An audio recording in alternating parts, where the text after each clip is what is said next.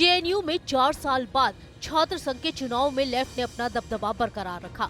चुनाव में अध्यक्ष पद पर लेफ्ट के धनंजय, उपाध्यक्ष पद पर अभिजीत घोष, महासचिव पद पर प्रियांशी आर्या और संयुक्त सचिव पद पर मोहम्मद साजिद ने जीत हासिल की।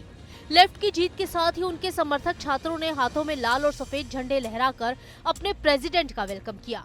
इतना ही नहीं, झंडों के साथ लाल सलाम का नारा देकर ये बता दिया कि जेएनयू में लेफ्ट का दबदबा कायम रहेगा।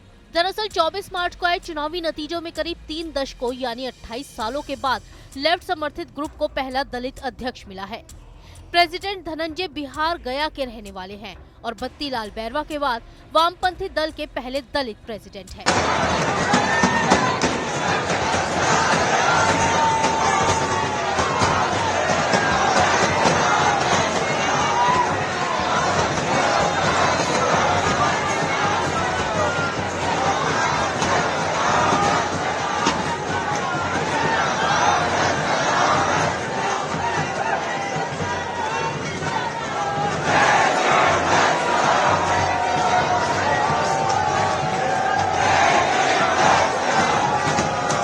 जेएनयू कैंपस में लाल सलाम के नारे के साथ इससे जुड़े पिछले कई विवाद आंखों के सामने घूमने लगते हैं।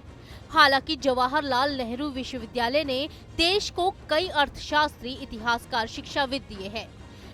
NIRF रैंकिंग में भी जेएनयू लगातार टॉप 3 यूनिवर्सिटीज में शामिल रहता है। लेकिन ये जेएनयू का दुर्भाग्य ही है कि इसकी चर्चा शैक्षणिक गतिविधियों से ज्यादा विवादों की वजह से होती है। जेएनयू परिसर में कभी महिषासुर की पूजा की गई तो कभी दंतेवाड़ा में सीआरपीएफ जवानों के बलिदान पर जश्न मनाया गया। हद तो तब हो गई जब परिसर में भारत तेरे टुकड़े होंगे के नारे लगाए गए। इस मामले से जुड़े कन्हैया कुमार को तो आप भूले नहीं होंगे, जिन पर 9 फरवरी 2016 को एक कश्मीरी अलगाववादी मोहम्मद अफजल गुरु को फांसी देने के खिलाफ जेएनयू में एक छात्र रैली में राष्ट्र विरोधी नारे लगाने के आरोप में देशद्रोह का मामला दर्ज किया गया था। जेएनयू आज तक इस प्रकरण से उभर नहीं पाया है। मीडिया रिपोर्ट के मुताबिक जेएनयू में रेलवे रिजर्वेशन काउंटर का उद्घाटन करने के लिए मुरली मनोहर जोशी को कैंपस में नहीं जाने दिया गया था। उस वक्त वो केंद्रीय मानव संसाधन विकास मंत्री थे।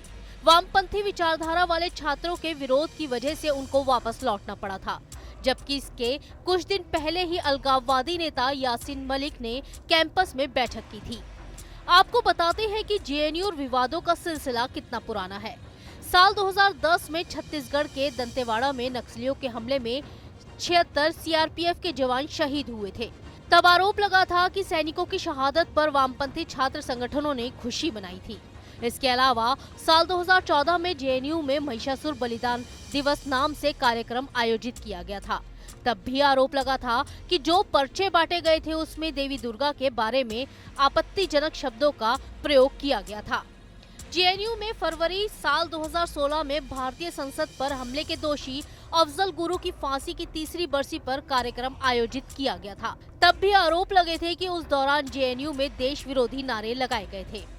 अब एक बार फिर जेएनयू चुनाव में लेफ्ट की जीत और दलित अध्यक्ष धनंजय का वेलकम उनके समर्थकों ने लाल सलाम से किया।